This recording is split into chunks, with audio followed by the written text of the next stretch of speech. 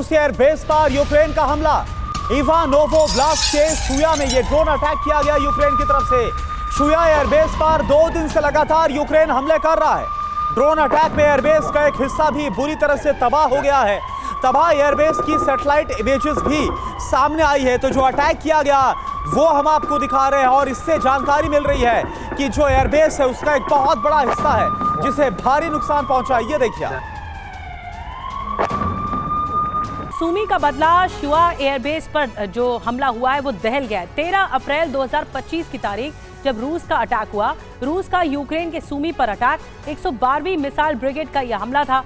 Missile attack में 35 से ज्यादा लोगों की मौत हो गई, कई घरों को भारी नुकसान पहुंचा है। और देखिए 18 अप्रैल 2025 की तारीख है। यूक्रेन का बदला कैसे हुआ यह आपको हम बता रहे हैं। ताजा हमला, ड्रोन ब्रिगेड का रूसी एयरबेस पर बड़ा हमला हुआ। शुया शहर में रूसी एयरबेस पर सीधे अटैक किया। 112वीं मिसाइल ब्रिगेड के बैरक पर ड्रोन अटैक किया गया। एयरबेस पर कामकाजी ड्रोन से कई बड़े हमलों को अंजाम दिया गया। हमले में एयरबेस का बड़ा हिस्सा तबाह हो गया है। और अब आपको बताते हैं रूस के शुआ एयरबेस की 2 तस्वीरें एक साथ दिखा रहे हैं। यूक्रेन की ड्रोन ब्रिगेड ने शुआ में रूसी एयरबेस को निशाना बनाया है। हमले में रूस के 112वीं मिसाइल ब्रिगेड के एक बैरक पूरी तरह से बर्बाद हो गया। ये वही रूसी बटालियन की बैरक है जिसने 13 अप्रैल को यूक्रेन के सूमी पर मिसाइल अटैक किया था, जिसमें 35 से ज्यादा लोगों की मौत हो गई थी। अब शुआ एयरबेस की सैटेलाइट तस्वीरें भी सामने आ गई जो हम आपको दिखा रहे हैं, जिसमें आप देख पा रहे हैं कि एयरबेस का एक बैरक पूरी तरह से तबाह हो चुका है।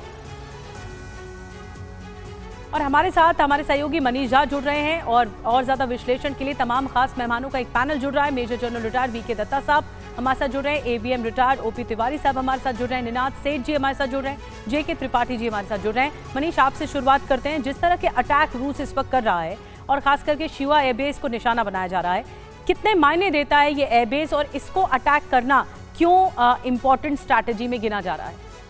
देखिए, सबसे बड़ी बात यह है कि रूस को अब यह एहसास हो रहा है कि अब शांति की उम्मीद बची नहीं है। आज संजोग से ट्रंप के सत्ता संभाले 3 महीने हो गए हैं और अब ट्रंप आकर ये कह रहे हैं कि वो रूस यूक्रेन युद्ध में अगर हुआ तो वो मध्यस्थता तक भी नहीं करेंगे।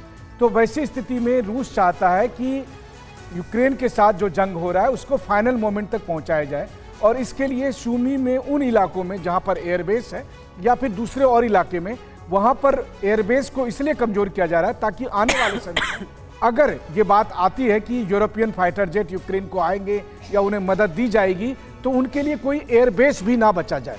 लेकिन ये केवल एयरबेस तक का मसला नहीं है, बल्कि सूमी, खार्किव और दूसरे तमाम जगहों पर लगातार अटैक के जरिए रूसी सेना इस कदर लगी हुई है कि यूक्रेन को पूरी तरह से सैन्य क्षमता को नेस्तनाबूद कर दिया जाए। जैसा कि मार्च में पुतिन ने ऐलान किया था कि हम पहले स्क्वीज करेंगे और फिर क्रश करेंगे, उसी मोड से रूस अभी आगे बढ़ रहा है और अगले कुछ दिन इस मामले में बेहद निर्णायक साबित होंगे।